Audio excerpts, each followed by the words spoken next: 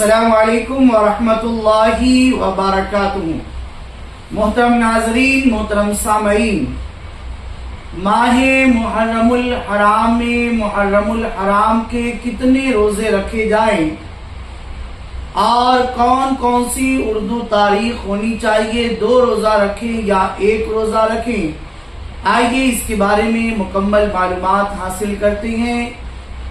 اور اس پر اگر کوئی حدیث پاک بھی ہے تو وہ حدیث پاک بھی سنتے ہیں، لیکن اگر آپ ہمارے چینل پر نئے ہیں تو پہلے چینل کو آپ سبسکرائب کر لیں، ویڈیو کو لائک کریں اور شیئر بھی کریں۔ آئیے جواب سنتے ہیں۔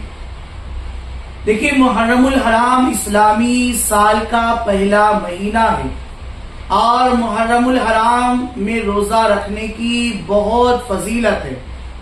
حضرت ابو ہریرہ رضی اللہ تعالیٰ عنہ بیان فرماتے ہیں کہ رسول اللہ صلی اللہ علیہ وسلم نے فرمایا، ماہ رمضان کے بعد افضل ترین روزے ماہ محرم الحرام کے روزے ہیں۔ حضور صلی اللہ علیہ وسلم نے فرمایا، اگر مومن اللہ تعالیٰ کی راہ میں روئے زمین پر مال خرچ کرے تو اسے اس قدر بزرگی حاصل نہ ہوگی جس قدر کوئی عاشورہ کے روز روزہ رکھے۔ اس کے لیے جنت کے 8 دروازے کھول دیے جائیں گے، وہ جس دروازے سے داخل ہونا پسند کرے گا داخل ہو جائے گا۔ حضور اکرم صلی اللہ علیہ وسلم نے فرمایا، جو شخص عاشورہ کے دن روزہ رکھے یعنی 10 محرم الحرام کو، تو اللہ تعالیٰ رات و دن کی ہر ساعت کے بدلے اس پر 7 لاکھ فرشتے نازل فرمائے گا جو قیامت تک دعا و استغفار کریں گے۔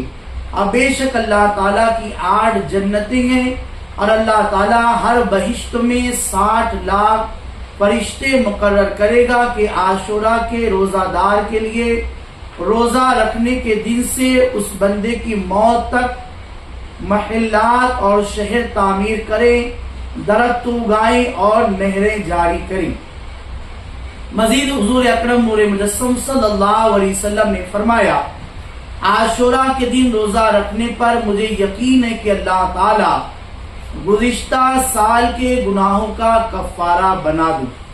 حضرت سیدنا ابن عباس رضی اللہ تعالیٰ عنہ سے روایت ہے، آپ فرماتے ہیں، میں نے رسول اللہ صلی اللہ علیہ وسلم کو کسی دن کے روزے کو اس دن یعنی یوم عاشورہ کے روزے پر بزرگی دیتے ہوئے رکھنے کی جستجو کرتے نہیں دیکھا۔ حضرت حفصہ رضی اللہ تعالی عنہا فرماتی ہیں، 4 چیزیں ایسی تھی جنہیں نبی کریم صلی اللہ علیہ وسلم نے کبھی ترک نہیں کیا۔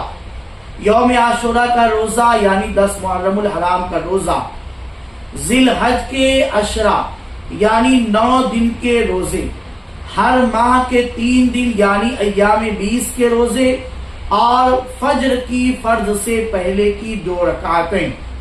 لہذا اتنی ساری احادیث آپ کو یہاں پر بتائی گئی، ان ساری احادیث سے یہ بات ثابت ہے کہ ہمیں روزہ رکھنا چاہیے۔ دیکھیں، 10 محرم الحرام کو 1 روزہ رکھنے کے بارے میں منع ہے، تو آپ 9 اور 10 کو روزہ رکھیں، یعنی 9ویں محرم الحرام اور 10ویں محرم الحرام کو روزہ رکھیں اور ساری برکتیں آپ نے یہاں پر سماعت کر لی ہے۔ 9 محرم الحرام کو اور 10 محرم الحرام کو کون سا دن ہوگا، 2025 میں انگلش تاریخ کیا ہوگی، اور مالیگاؤں اور اس کے اطراف کے لیے سحری اور افطاری کا ٹائم کیا ہوگا، انشاءاللہ آنے والی ویڈیو میں اس کو سنیں گے۔